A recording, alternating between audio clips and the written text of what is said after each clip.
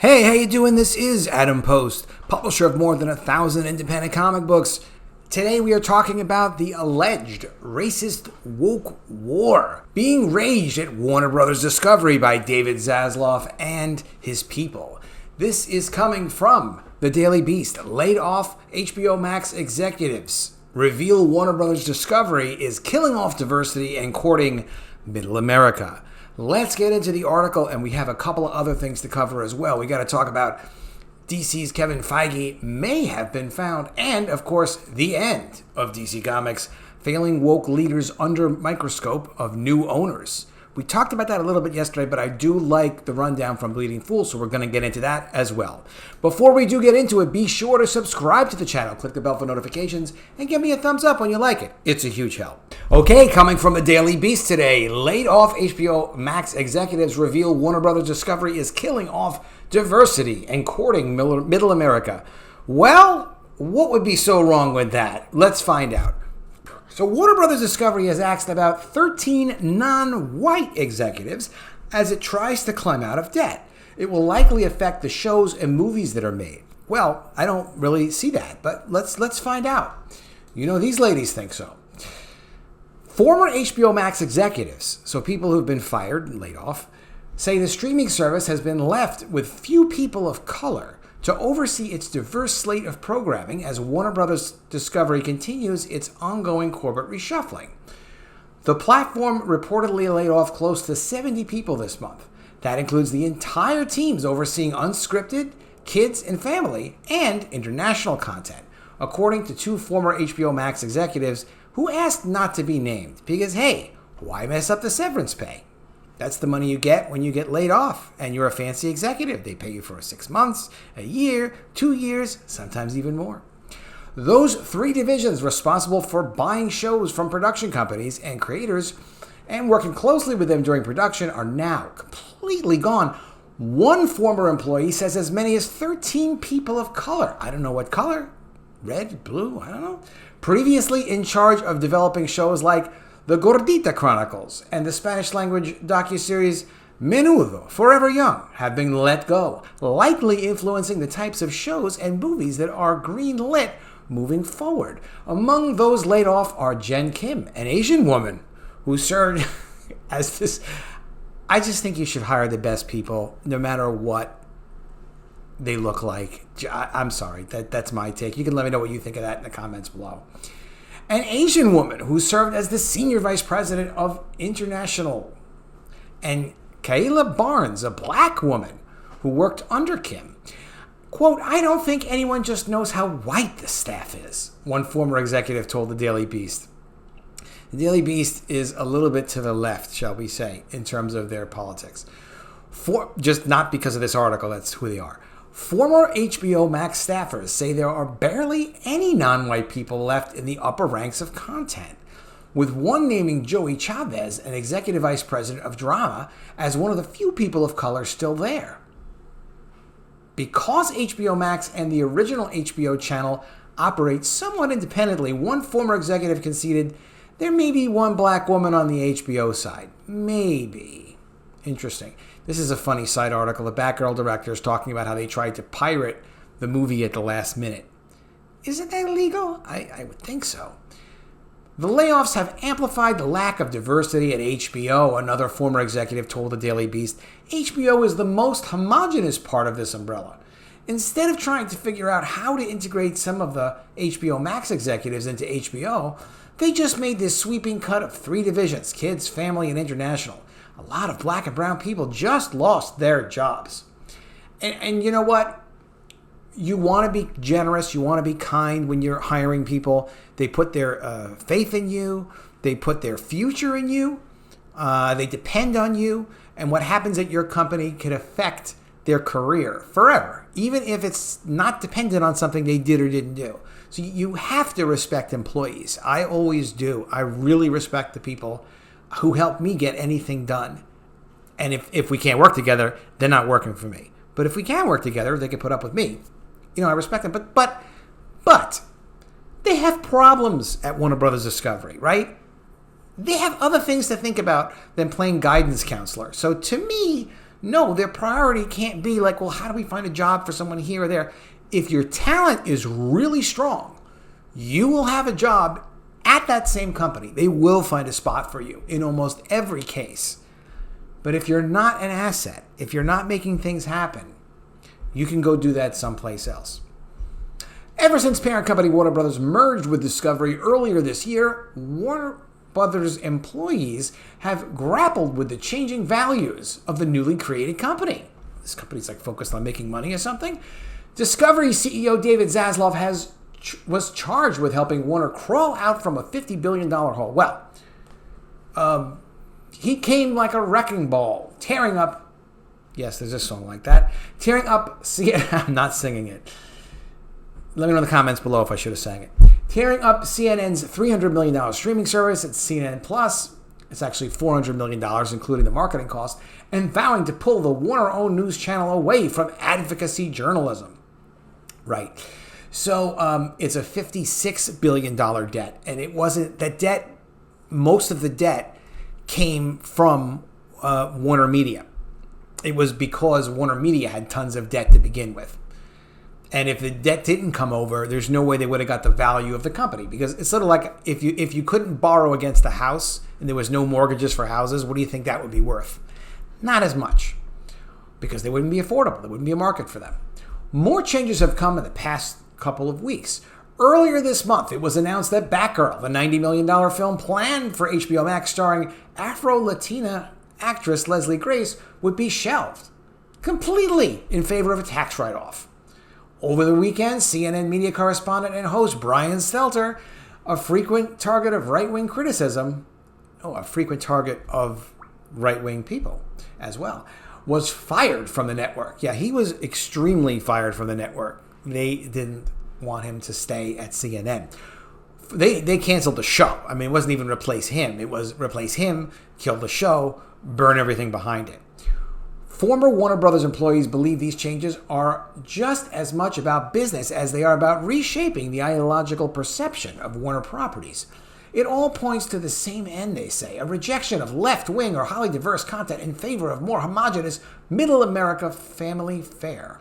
Homogenous actually means the same. Homogeneous. Homogeneous is something different. Not going to tell you what that is. Homogeneous just means all the same. So if you have all black people, all Spanish people, all white people, yes, that's homogeneous. But not all just white people means homogeneous. The lack of diversity in content staff might just make that goal easier. Make the goal easier. Okay. In a statement to the Daily Beast, HBO highlighted shows like Euphoria, Rap Shit, A Black Lady Sketch Show, and Los Epoquis. What is that? All of which are led by diverse characters. HBO and HBO Max have always shown a commitment to diverse programming and storytellers, and always will, the company said. An internal graphic comparing the audiences of Discovery Plus and HBO Max showed a stark demographic difference between the two streamers, where HBO Max is popular with diverse groups, single people, and drivers of hybrid cars. Okay.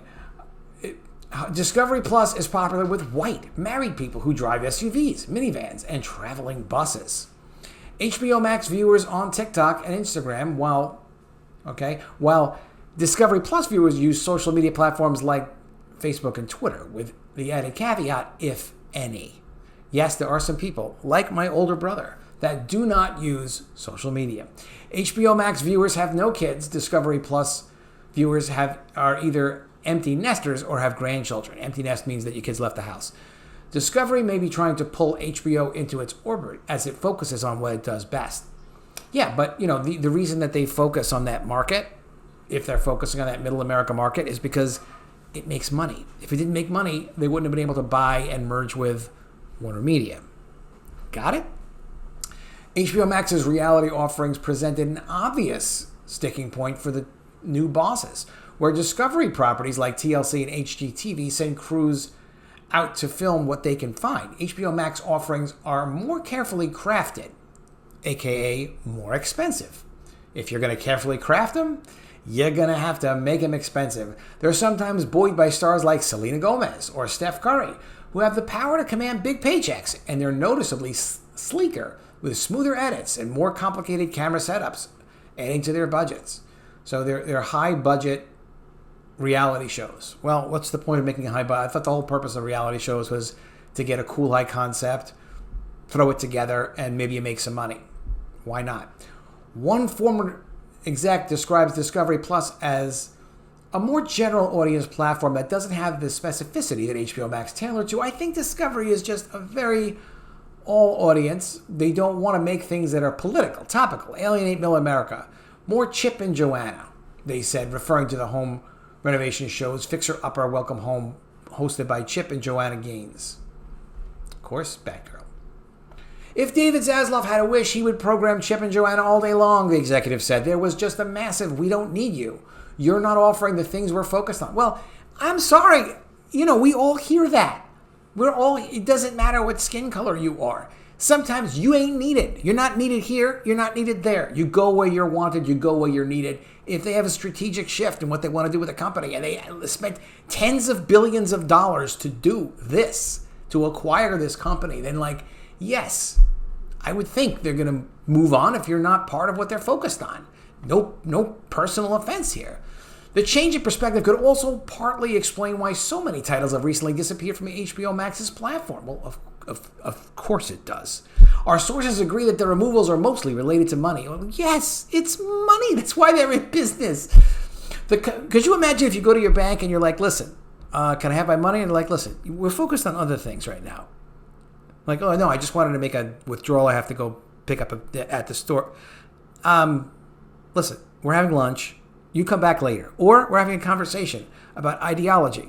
No. When it comes to money, it's about money. When it comes to business, it's about money and people, not money, people, and ideology. Ideology does not belong in business. Let me know if you agree or disagree in the comments below. The company can claim a tax break for the costs associated with shows that they discard if they promise to not use them. That means taking down shows. It means canceling shows. It means zero exploitation because they're saying, hey, this content no longer has value. That said, it's not unlimited. If the IRS thinks you're up to silliness and you have content that all of a sudden was viable but now is not viable, there is a test to do that. You can't just take content and write it off immediately and say, oh, we can't use it anymore. It's a tax issue. You can check with your accountant. But I'm telling you, no, you can't just say, this is no good, and all of a sudden you write it off immediately 100% as an expense. You can't do that. So it has to be legitimately it's not part of the strategic direction, or legitimately there is no market interest that you can exploit. They're canceling a lens of perspective that I don't think exists when you look at Discovery branded shows, one former standard said. A lens of perspective. Just look, they either want what you can make or they don't want what you can make. And some of this too is it's what they want to make, what the executives want to make. They want to use their platform at someone else's company, with someone else's money, with the investors' money, trying to get a return on their investment, and they want to put out ideological social justice stuff. Not that they can only do that, because even She-Hulk could have been good. You could tell by the way Hulk was talking to She-Hulk. It could have been good. They knew what to do. They deliberately chose not to for ideological purposes.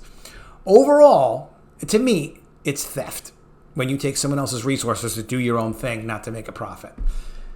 Overall, there's a sense that HBO Max's executives of color were just another casualty in the company's quest to get itself out of debt, which they're not going to ever be, by the way.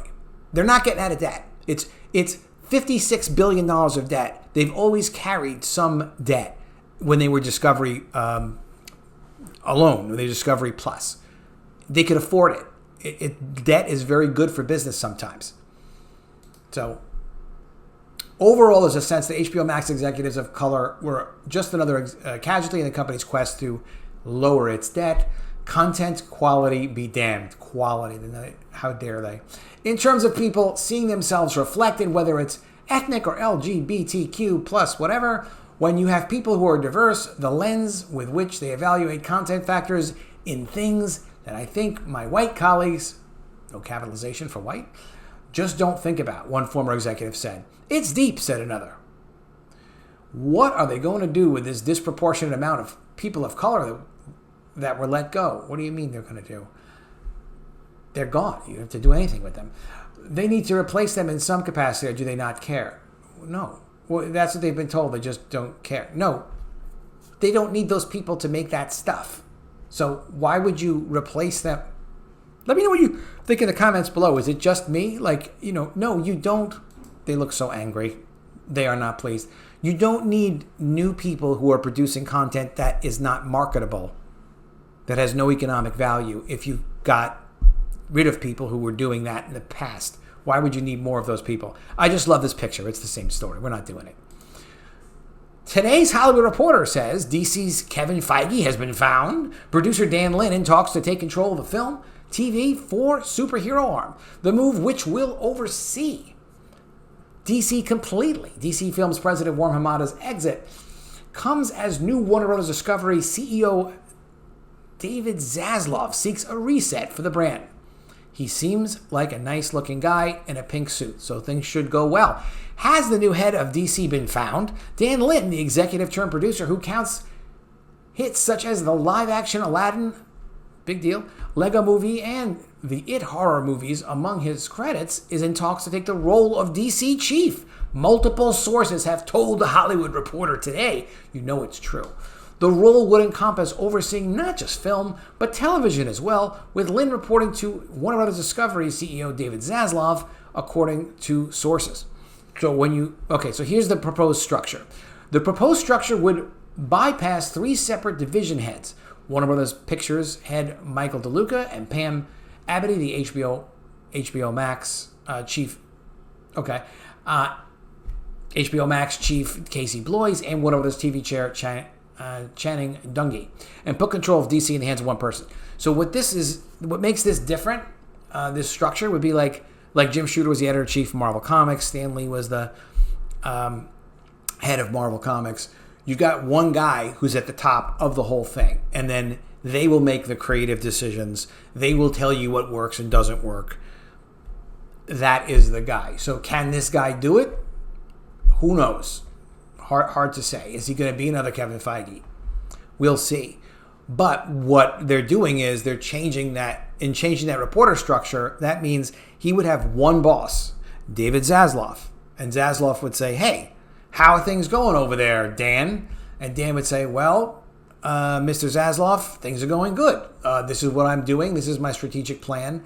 And this is what I'm going to do with TV, film, and ultimately comics, if they ever get ahead of comics over at DC, who's really in charge of stuff. But what I will tell you is what they do in the comics is going to be decided by Dan Lim, if he's in charge, right? They're not going to let the comics do whatever they want. The comics are going to fit within this new structure. They're not canceling the comics. There's no way they're going to stop producing comics. But things are going to change, no doubt about it. We have another article about that at the end of the comics.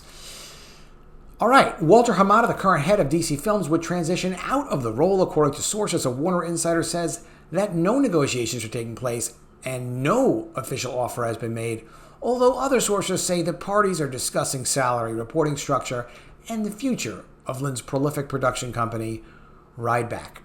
Rideback is his own production company. So they have to figure that out too. If any deal closes, it would cap off one of the most intensive executive searches in recent memory, one that faced scrutiny by rival Hollywood producers and executives as well as DC fans, us included. Zaslav has said he was searching for Warner's own version of Kevin Feige, the famed Marvel executive, who steeled the rival comic book company's movie slate to greatness, and then later its TV portfolio, transforming it into a multi-billion-dollar pop culture juggernaut.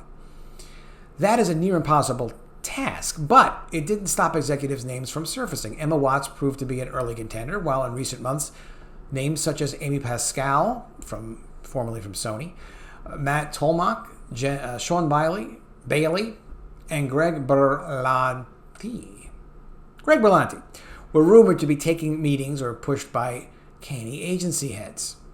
Lin's name appeared late in the game, but he has a champion in Warner advisor Alan Horn, the former Disney chair who ran Warner's as president and COO in the aughts. It was during that latter tenure that Lin worked for Horn, starting as a junior exec, then rising to senior VP. So Alan Horn is a former Warner Brothers executive who's come back as an advisor, and he's worked with Dan Lin already. So they have an understanding. He knows what Lin's capable of. Lin knows he can trust them, and that's the strength of relationships. You can get a lot of stuff done when you know the people you're working with. He struck out on his own as a producer in 2008, referring to Lin, but not before shepherding movies such as The Departed, 10,000 and 10,000 BC. Departed was a really cool movie. Also oversaw the infamous and aborted Justice League feature that was have to have been directed by George Miller. Lin is a respected producer known for his smarts in a town full of hype and egos, his willingness to find experts on the fields that are not his forte. Very important. We can't all be great at everything. I'm only good at a couple of things, and I'm great at like one thing. Don't ask. But you have to have a complementary team to support you to do good stuff. He has worked on franchises, the Robert Downey Jr. starring Sherlock Holmes features, the 4 Lego movies, as well as the wildly successful 2-part adaptation of Stephen King's It. His resume ranges from big offerings such as the billion-dollar grossing Aladdin to intimate dramas such as Oscar-winning The Two Popes. He's coming off the early August release of Universal's Joe Coy comedy Easter Sunday. He has TV experience, a key factor for the new position. Lin and his company executive produced the Lethal Weapon show that aired for 3 seasons on Fox, and Walker, the reboot of Walker, Texas Ranger, that would begin its 3rd season on the CW this fall. He and his company are in post-production on the big-budget live-action series take on Avatar, The Last Airbender for Netflix. You know, I would really love to see them, and tell me what you think in the comments below, take on an old exec who really was at Marvel when it was great. Or, DC as well. And I apologize, but I don't know the DC editorial people as well. Where it was unequivocally great. Like Todd McFarlane's Spider-Man was under Jim Salicrup's direction. Call Jim Salicrup. Give him money. Jim Shooter took over Marvel in the 70s, and the 80s were phenomenal for Marvel. Turned the whole thing around. Comics were dying before Shooter took over Marvel and made it great again. And then if they could make comics strong, it's not a lot of money plus or minus at the comics, but you need something and someone behind driving the editorial who really understands it. Is Dan Lim that guy? He might be. I mean, his outfit doesn't say so, but he might be. It's very possible. I'm going to give you a link to both of these articles, and of course you have them as reference as well. And then lastly, Bleeding Fool does a great little article here on the end of DC Comics, failing woke leaders under microscope of new owners. So, it's now come out from Thinking Critical on YouTube, their great channel, that accounting people have basically been feeding him some info saying, hey, DC is being looked at top to bottom, DC Comics. Not the films. Yeah, they're doing what they're doing with the films. But it's really, really gone over with a fine-tooth comb. So they're going to know who is doing what, causing what to happen, and agreeing to make changes to their brands and their characters. The people doing that stuff will not be able to stay at the company. It's certainly not any kind of authority. They're going to make things fit with whatever the head of DC TV and film says. You're not going to get something different in the comics. There isn't going to be a bisexual Batman in the comics if they don't have it in the film and TV world.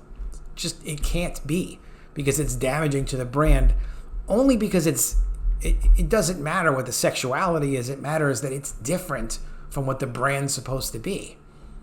You can't have different. You can't. Not with a brand. If you expect to go buy peanut butter, you can't go and get jelly in that jar, even though some people like jelly instead of peanut butter. You know what I'm saying. Warner Brothers Discovery, the new owners of all things Batman, Superman, and Wonder Woman, are about to bring the hammer down on children running DC Comics. As they reported back in April that within a week of Discovery closing its $43 billion deal for Warner Media earlier this year, joining one of the largest producers of reality programming with one of the most venerable entertainment brands, under the new moniker of Warner Brothers Discovery, David Zaslav, the CEO of combined companies, and top leadership were already toying with the idea of turning DC into its own solidified content vertical, according to Variety. They see value. Unfortunately for Zaslav, a man who clearly appreciates the DC properties, DC has gone woke. Now, for several years, Editor-in-Chief Marie Jarvins has been responsible for developing and overseeing the comic book publisher's schedule and efforts to grow all DC imprints. And she led the strategy for expanding worldwide consumer reach of DC publishing content and providing editorial and creative direction for DC imprints. But her emphasis on identity politics and general wokeness has been suppressing sales for quite a while. That is very true. However, even back in the day, it's always been known that DC's publishing was not making money and not making the money it should be making. It's not to say that they may not make money on Batman or, some other series here and there. They could make some money, but it hasn't been considered like its own publishing business, like a separate magazine business that needs to make money on a profit and loss basis because of the success of films and licensing. It's just sort of like you're not going to kill the publishing if the publishing has been responsible for successful film and licensing and other TV and things like that. So they allowed it to lose money for a long time. But now they have this whole additional layer of woke identity politics, reduce the sales, which divorce the problem is it's one thing to not make money. It's another thing to make less and less money while you're watering down the value of the brands and you're not creating brand new, real classic stories. If you don't have that, if you're not going to be an engine for creative content that can be expanded, then there really is no purpose to continue the publishing that way. I mean, it could remove all of the publishing if they were forced to have to produce it that way. But I think as they're finding out, as DC is going back to the 90s, so to speak, with a new Wildcat series and the Spawn Batman crossover, they're going to be looking at how do we produce these in a profitable way. Let's produce less of them, make them all big sellers. And I'm a big fan of them just doing graphic novels. Why do they need to even do periodicals? It'll give them a lot more focus. They can afford to spend more money on talent. You can have more sensible editorial meetings talking about like, all right, this is what we're doing with these series, and not have these changes that seem to come and go so easily because you have a monthly publishing schedule. All right, I'm going to give you a link to this article as well. Another great article from bleedingfool.com. Really, really good people. You should make sure you check them out. All right, so let's go ahead and make sure you subscribe to the channel. Click the bell for notifications. I promise I'll see you again soon with another video. And if I don't see you, I will miss you.